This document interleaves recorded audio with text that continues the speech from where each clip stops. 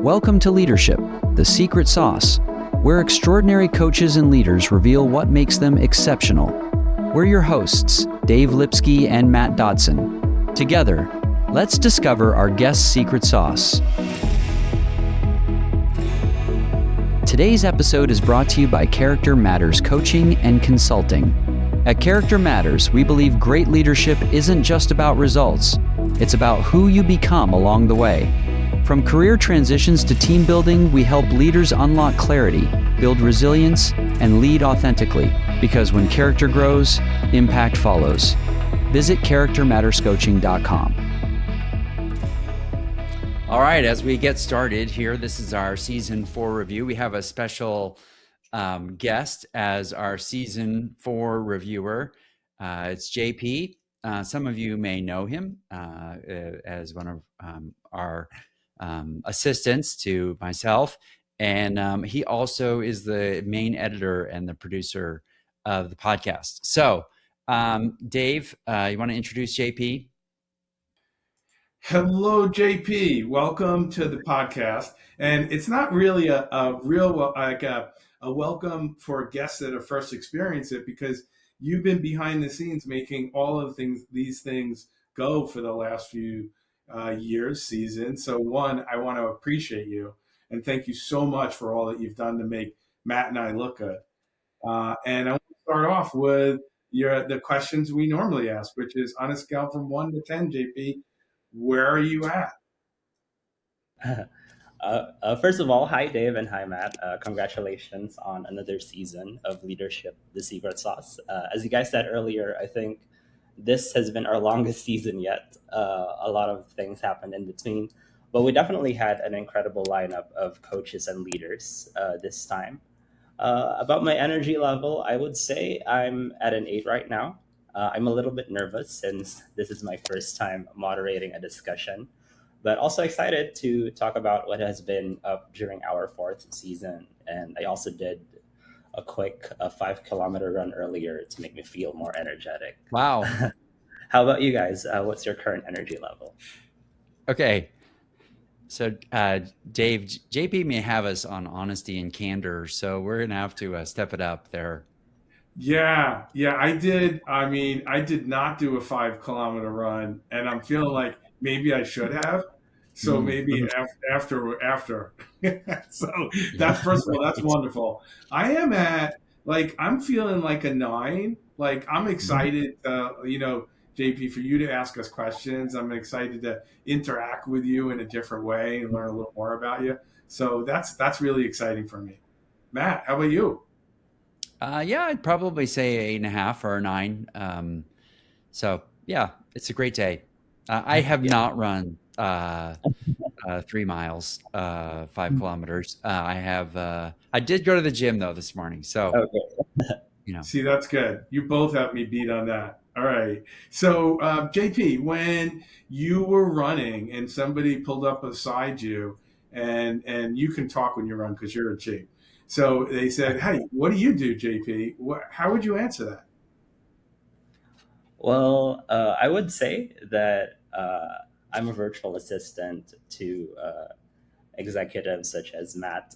But yeah, my work really revolves around, making my clients or, the executives that I work with, making their lives easier, I would say. I wanted to provide, the service or, do the little things that I can do so that they can focus on more meaningful work. That's what I would say. Well totally said. agree. Yeah. Mm-hmm. You vouch for that, Matt? Oh yeah. I don't know. I don't think JP's made my life easier. He's made my life better, even better. Oh. Like, it's not just easier, it's better. Like the content, even the editing, the social media, everything that's probably very normal to him given his age and experience. And so, yeah, I would say that he's made my life better, not just easier. So, Well said. And Matt wouldn't have been at the gym this morning, except I don't know. I wouldn't have, because I would have been like busy, like trying to figure something out. Mhm. Well, I'm very glad to hear that. Well, are you guys ready for the questions so that we can Yeah, recap? All right. yeah. So I wanted to begin with a question that I'm borrowing from the previous review and reflection with Ali. Was there an idea presented by a guest this season that stuck out to you the most? Dave, you got one? I have several. This was probably uh, this may sound cliche. This was to me the deepest some of our guests have gone in terms of really thinking about coaching. And there were some things that people brought up um, regarding coaching, whether that would, like I would think in terms of Dr. Richard Boyatzis and him really talking about the idea that it's this personal relationship that, like that's sort of his secret sauce and what that does inside of a conversation to allow some person to feel comfortable or safe to talk. That also, Sandy Stewart also talked about that. So some of those others, I mean, each one, of course, had some unique. We learned a lot. I think Dave and I learned a lot. I'm going to say that for myself. I learned a lot from each one, even things that I like that I appreciated that maybe I wouldn't want to do as a coach as well. I learned. So, how about you, Dave? Yeah, there were similar to your reaction. There were a lot of really good, deep thoughts in our conversations, and I it's like evolved over to season 4 where I wonder if we're creating more space for people to share that, and maybe we can even do more of that in season 5.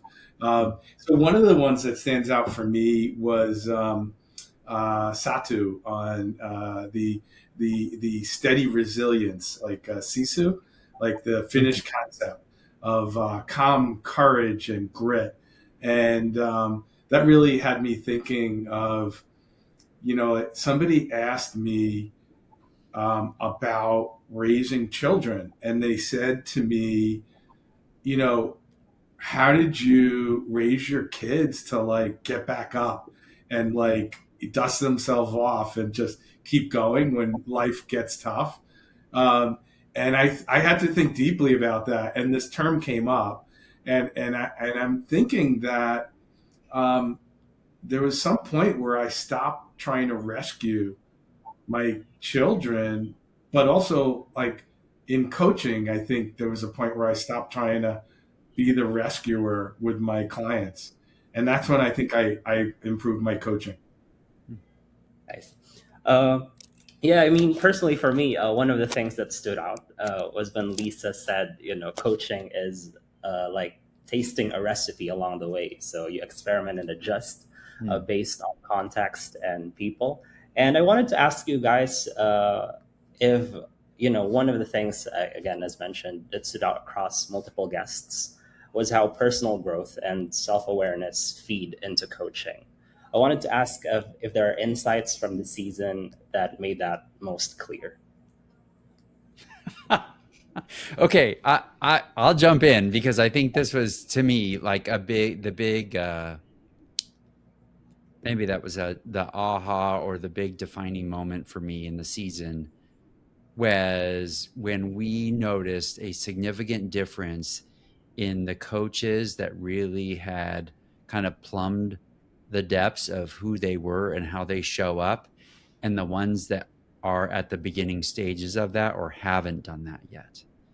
Um, the ones, I'll just be bold and say the ones that hadn't done it had a more almost like textbook, Mhm.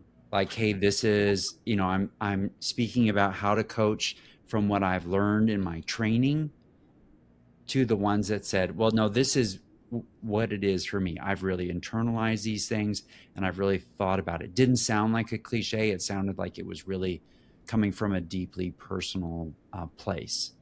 And um, yeah, Alyssa was, yeah, she was really great, and you could see that. I mean, just to know a little bit about her around developing coaches, I don't think you get to the place where she is business wise to develop a bunch of coaches if you haven't thought about that and really said, hey, look, this is what I want to, this is what I want to teach other people. So I also think that, I mean, early on that Renee Deneen, who Yes. did some really like Yes. unique Yes. things, but Dave and I would probably never ask someone to come to a retreat, because who would really want to spend a whole weekend or week with us? But there's somebody who's like, hey, look, I've thought about this deeply, and this is what, and then people are willing and are, that is the value that she brings, is that certain experience. So yeah. Yeah, I Ben really got Morton. He really stopped me in my tracks when he talked about coaching self confidence and how important that is, and then how when he was doing military training, he said the mothers of these younger soldiers who were training would come up to him and look him in the face and say, you need to take care of my child. And he said that, like, the responsibility and getting people past, like, as coaches we always wonder if we're doing right by our clients, and we have to have the confidence that we can. And then how you see your clients is so critical, right? You don't want to, as we talked before, you don't want to be in the rescuer mode. But if you're responsible for somebody in the military, you're literally responsible for their life. And that kind of gets you past any of those confidence issues, or whether or not you're going to be able to step up to be the best coach. So I that's the ultimate in purposeful coaching. And then Boyatzis, kind of icing on the cake around, um, he could spend a couple months working on how would your life be better, what's your vision. That really got me thinking of how I'm sometimes we can be so goal focused in things that we don't really get to what's most important for the client. mm. uh, JP, I riffed off your question, so you need to bring me back. I promise next one I'll be much more on point for you. Hey, you know what? Can I also, since you mentioned Ben, because I think he is um there's somebody, like, oftentimes we will have a coach and they may either be relatively new to the practice, like within its first few years, which I put myself in that category in the first couple of years. But a lot of these people have been doing it for a longer period of time. And when you get a chance to talk with someone like Ben, who has really a very unique military experience, but then you see sort of from LinkedIn how he's going about his work, um, that evolution of a business owner is very insightful from those of us like sitting on the sidelines and seeing how he's doing it. So that to me is like one of the interesting parts about this is, okay, so we got to know Ben. There's a LinkedIn persona about how he really is. That's that is really, you look back and you go, well, you know what, I'm getting a full picture of what it's like on a daily basis or on a weekly basis or quarterly, whatever, to work and do what he does. And I would say that gives you a better picture, and you go, you know what, this is a hustle when you have your own business, and when you're doing it, it's not easy work. It takes lots of courage. So yeah. All right. Another thing that keep coming up was vulnerability and courage. These topics came up repeatedly, and as someone outside of the coaching and leadership circle, I guess I'm curious to know how you guys personally navigate through these concepts. You go first, Dave. Sure. Yeah. No, I mean, I remember Bob Kunkel talking a lot about vulnerability, being an accelerator for, like, how are you doing in the relationship? And if you can get to vulnerability, then you can make more progress. You have to be willing to go deeper, and it resonated with me. And part of what Matt was talking about before is you do get a sense of the people that have done the work. Often when you ask somebody, do you have a coach? What do you want in a coach? You can get a sense of how much people are willing to share, how much you're willing to be vulnerable, and also like in the relationship that we have with a coach and a client, there's this professional demeanor that you want to be able to display, but then you also want to be able to let that person know you're human and you're fallible and you're not perfect, right? So it's always that balance. And just for me, as you go up higher and higher with with higher level executives, it's the expectation in your head is you have to be more professional, and the value that's really generated is if you can get that leader to be vulnerable and how you can be a little vulnerable yourself. Yeah. It just becomes more and more important. What about you, Yeah. Matt? Yeah. I think uh, the courage that it takes to be vulnerable, I would say that is I think one of the I think that's where you get to the inspirational leader. Is those leaders that are truly inspiring. Those are the ones that are like, hey, look, I'm going to just kind of put it out there, my thinking or my feeling or how I'm approaching something, and they will put that out and either ask other people what they think, or they'll just say, hey, look, this is how I'm approaching it, or this is how I'm thinking about it, without trying to just posture. And I think that amount of vulnerability is not just spoken of like, oh, we need to be vulnerable. um, it truly is demonstrated vulnerability, and that it looks like courage a lot of times.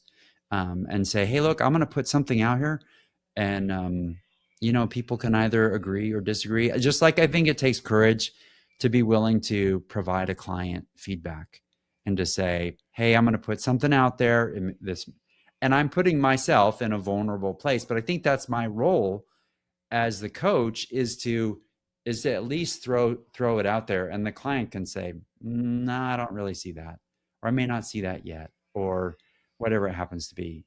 And yeah, Bob was probably one of the more unique episodes where we felt like he was really we were getting a real picture of Bob in truly all his years of experience. I mean, 20, I think probably almost 30 years of coaching, had done just a tremendous amount of that. I know Sandra had mentioned some of the vulnerability plus safety, I think plus growth mindset type of thing. And she was, but I think Bob had I would say a tenderness to him that was very vulnerable. That's true. And yeah. And as we talk about, this vulnerability and being comfortable with imperfection, I think it also reminds me of another recurring theme throughout the season, which is the importance of human connection. And I wanted to ask if there are any moments in this season that you think really illustrate this importance. Well, I'll throw out one because I think it's with Dr. Boyatzis. I think probably 30 minutes into the episode, he goes, I thought this was called Leadership, the Secret Sauce. When are you going to ask me a question about my sauce? And I just thought that was just I mean, it was such a off the cuff, like, hey, isn't this what this is about? And how come you haven't said anything? Um, so I think that was one of them. And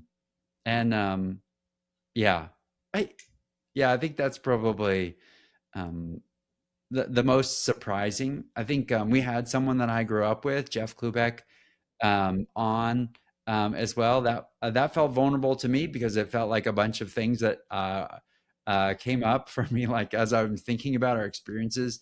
That I've known Jeff for a long time, and just good to hear how he approaches things as a coach and as a author, and how he thinks about systems. But I think also, maybe wasn't necessarily one of our episodes, but this was one of our CIO After Dark episodes that we recorded, and it was with Preeti Demilo. And I just was not expecting her to be as heartwarming as she is. And the more you got to know her, the more you went, wow, this is a really unique person who's had a very unique experiences inside of like Tata Industries, and just very personal. And that I found very heartwarming, as well as Michelle Chambers in that same group. But just really, like, you could spend a lot of time with these people. How about you, Dave?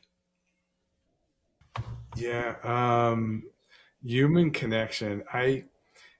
What comes to mind is the creating the space and paying attention to language from Bethany Peters, and that in terms of like remembering as a coach that what you're doing is you're creating a space for people to be safe and create that connection and be able to move forward. And it's kind of a nice way to look at safety, Yeah. like how you create safety so that people can choose to be vulnerable and safe and share.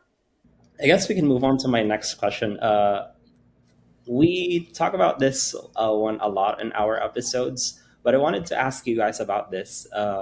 Many guests spoke about adapting to new contexts such as AI or new cultures or innovation, and I wanted to ask you guys personally what you think how leaders and coaches should approach that. All right, Dave, I'll let you start.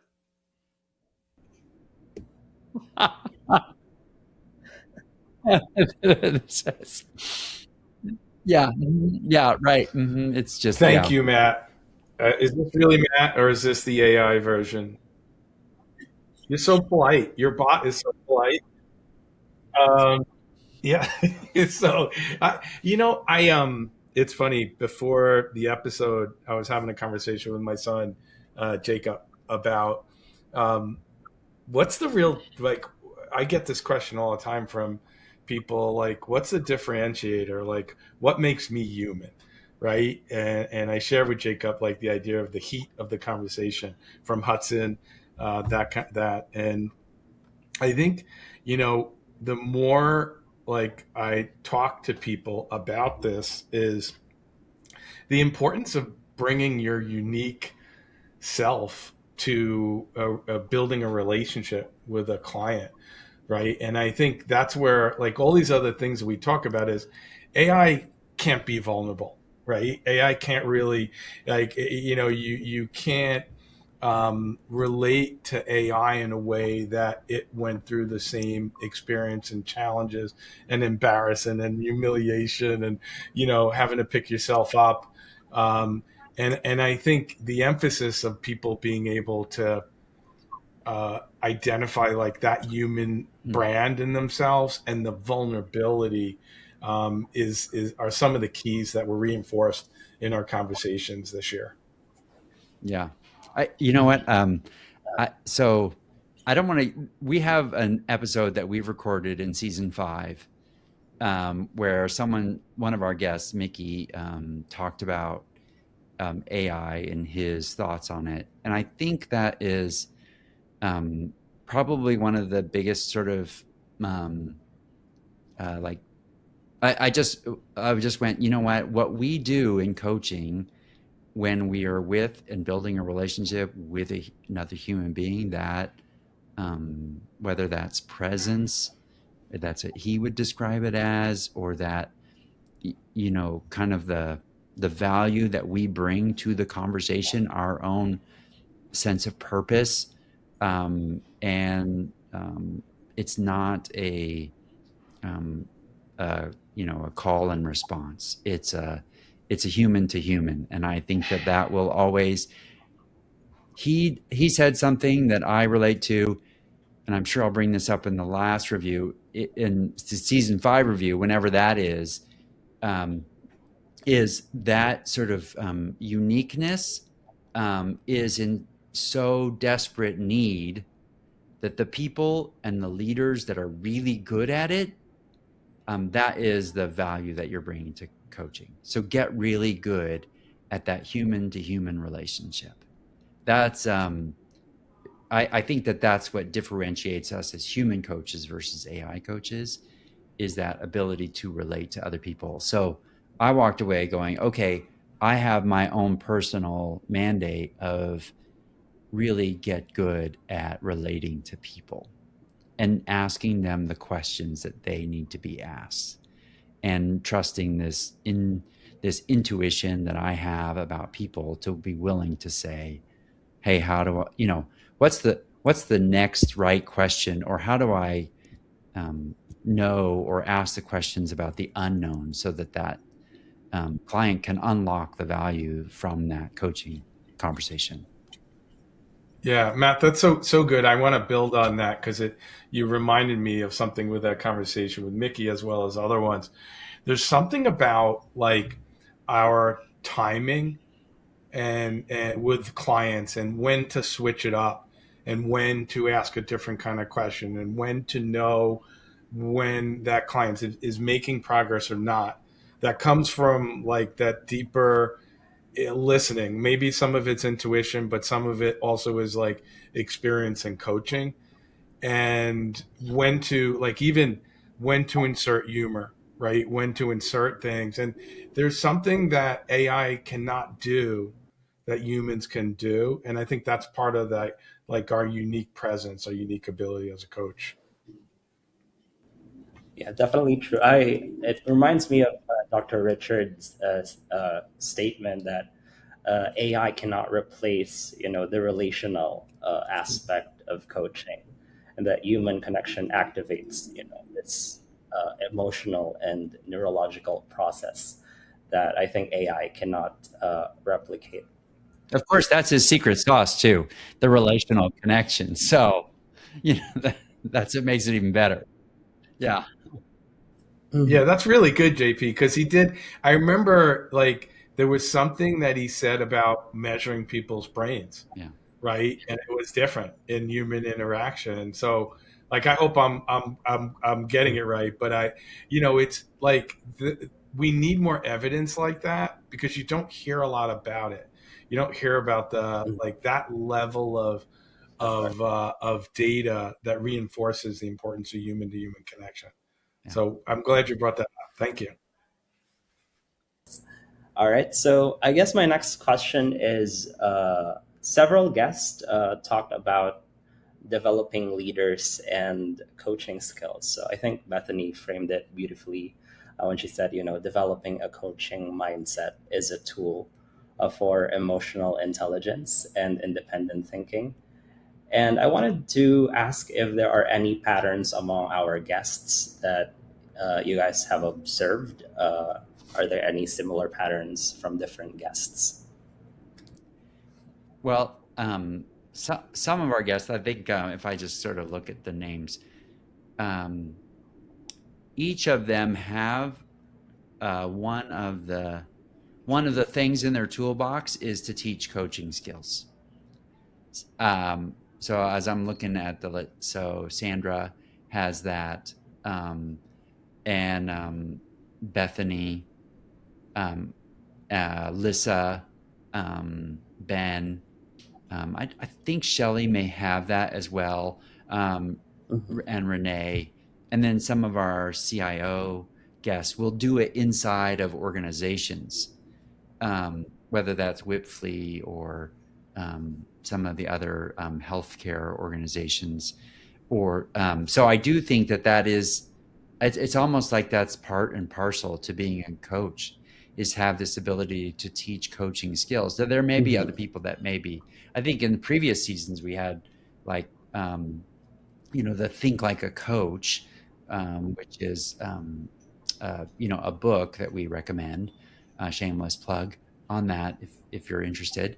But I think that that's something that each person has said, hey, look, this is a skill that we do need to teach, because the more command and control is not really it's not doing it in a business context to really get what people want. It's, telling them what to do is going to be a short-term gain versus a longer term, asking them questions and help them discover it for themselves. How about you, Dave? What are your thoughts? Yeah, as you rattled off the names of our the guests, there is a pattern of people knowing the landscape of leading people, right? There's definitely coaching, but there's also like a difference in people that understand leadership, right? And some of them who are leadership teachers and authors of books, and I often like I get this question, which is, do you have had like would you have had to lead to coach leaders, right? What's your experience in leading? And it's a like you're never going to have the same experience as others, but the struggle of attempting to lead it increases credibility and I think vulnerability because it's hard. It's really hard, right? So I think that of like the experience of not succeeding in leading is a really uh, important for us as individuals. And then the other part is the understanding the landscape of leadership, right? And you don't have to teach necessarily, but you need to understand what a good team leader does to be able to have a valuable conversation with an individual who's trying to be a better team leader. Uh, this season as well, we did change a few of our questions, and one of them was, asking our guest a bold belief about leadership. And I wanted to ask if there is, something like a guest have shared that, challenged you, a bold belief about leadership. I'm going to let you go first, Dave, because nothing jumps other than what we've talked about so far, the emotional intelligence piece. Um, I I think Richard Boyatzis was probably, here I am answering the question after I told you should go first, Dave. Um, but I think his is probably um, the idea, like he had in a very unconventional idea, like, hey, we shouldn't really talk about goals in the coaching conversation. That should be something that we speak about much later. And that shifted a lot of my thinking when I'm at a client site and we're talking about whatever it happens to be. I would rather have them describe what the vision of the future looks like first and see if I can like squeeze as much of that as possible before I get to what's the goal for 2026. Because at the beginning of the year, I will typically ask a client like, hey, oh, what are your goals for this year? So I've stopped asking that question and I've said, hey, it's December of 2026. What does it look like? What have you done? What does it feel like? Any of those types of things to try to get them to think about the vision of the future rather than, hey, what's your goal? And let's just tick off that box to see how many goals you can accomplish. Because according to Richard, like he was like, hey, look, this really it focuses your thinking and narrows your I like. thinking, so you eliminate a lot of possibilities. So Yeah, I there's it's I Bob Kunkel had said, you know, deep personal work isn't optional. And I remember, for a coach, I think that's absolutely true. I wonder if, you know, that should be a measure of how we develop leaders. Because I think I've had leaders that haven't done the work, and it's I think it's a risk. It's a risk factor as you continue to like promote people that haven't done the work on themselves. And I think in organizations that Matt and I have been a part of and served, that hasn't always been a commitment, or sometimes even on the radar. But that belief that you need to do the personal work as a leader, I think, is something that we can continue to explore in 26. Yeah, and maybe even helping people understand, well, what does that mean? And Yeah. it doesn't mean therapy, or counseling, but it just means to take a look inside and see, sort of motives, values, beliefs that you have and how they show up in your leading of people, so that you'll know. Because I think it's been a theme this year, is this idea around self-awareness, but really getting to the place of not just like, I I don't know many leaders that would say, "Oh, I'm not self-aware." I don't know anybody actually that would say, "Oh, I'm not self-aware." So we're starting from a place that we all maybe have some self-awareness, but it's possible we may be um, blind to our own blindness. And so with that, and I think there are plenty of people like in this season that you're like, wow, you've really thought about some of those things.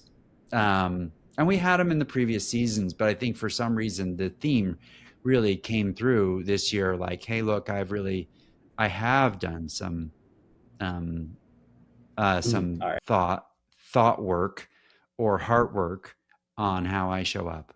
So, And before I ask my final question, I wanted to raise this one. If you guys could steal one secret sauce from a guest this season and apply it to your own leadership, what do you think it will be? Yeah, good. Because I'm stealing the sauce or Mhm. stealing the whole persona. Like I would like to embody Richard Boyatzis, mm, right? It's like, because I've always admired him so much, and the purposeful, the being able to hold what would make your life better in like 10 to 15 years, long enough to make progress in it, because I'm not that patient. mm. Um, hmm.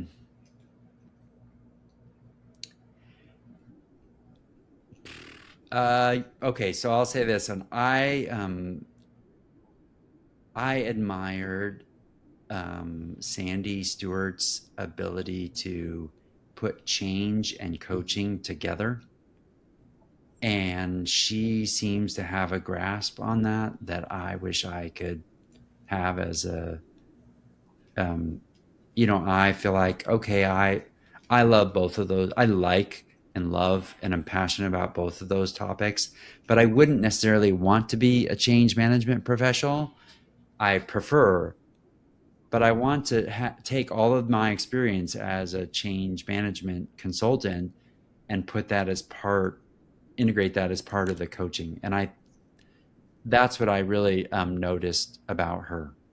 That I probably, if I was going to choose someone else besides Richard Boyatzis, because I really think, like, to me, he was a really like old school, and I think Bob, from a tenderness perspective, he was probably the one coach that we had this year that his love of people came across so Mhm. strikingly, um, and that to me was uh, really striking.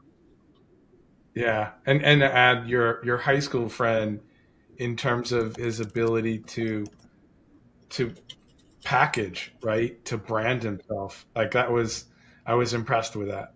Oh, something that. All right. So I guess my final question is this, since we are off to a new year, a new start, I wanted to ask, looking back at the season, what inspires you the most about the future of coaching and leadership? Well, this is what I would say. I would say um, the guests that we are having, I think um, I think they're really they're all very unique, and they all each have a unique story, and I think that's what we have discovered by, like 50 plus episodes, that we're trying to get to the essence of their unique story. And so if there is anything like the leader just wants to hear is, I do believe that if they really want to get to know their team, so I'm just going to spread this across not just coaching, but leaders, is that each of those, say you have a leadership team at work, each of those people have a story.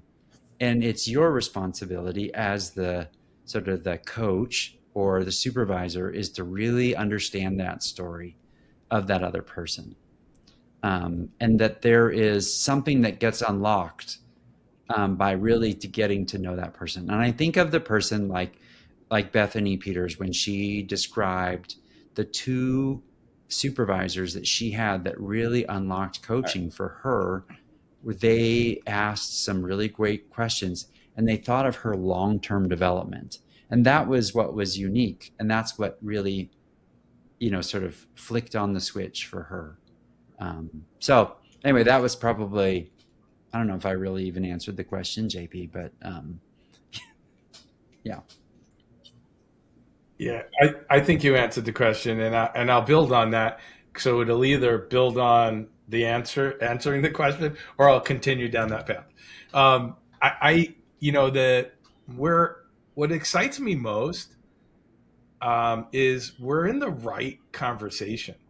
Like I'm so thankful that for you, JP, and Matt, and all the folks that helped create this, because when I look back at the body of our conversations and I think about what you were saying, Matt, of like everybody has a unique story, and that we're in the right conversation about coaches developing that unique story and being able to share it in authentic ways and being able to do the work so that they can show up for their clients in really positive ways.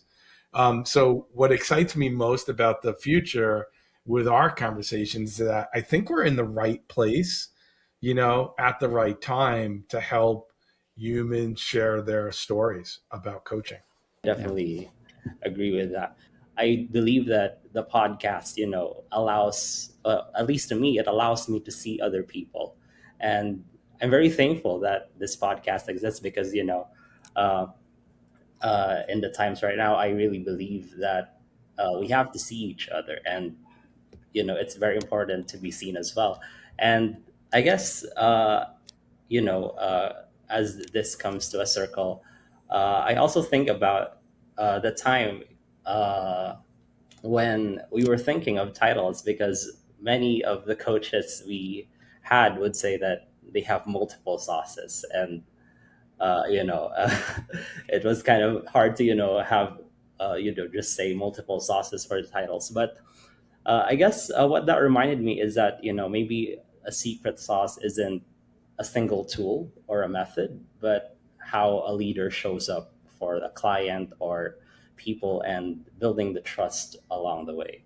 So again, as we wrap up the season, I want to say a huge thank you to you, Matt and Dave, and for doing this podcast, for bringing amazing voices and leaders and ideas and stories. It's really inspiring.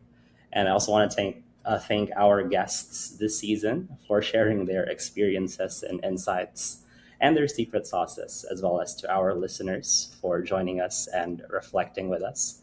And I hope that as they listen, they can, carry these ideas into their own lives, their own leadership. That's a wrap on today's episode.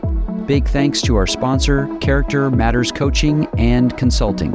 If you're ready to unlock your leadership potential and make the impact you're meant to make, visit charactermatterscoaching.com and connect with Matt about transforming your team or organization. If this conversation sparks something for you, share it with a fellow leader who needs to hear it.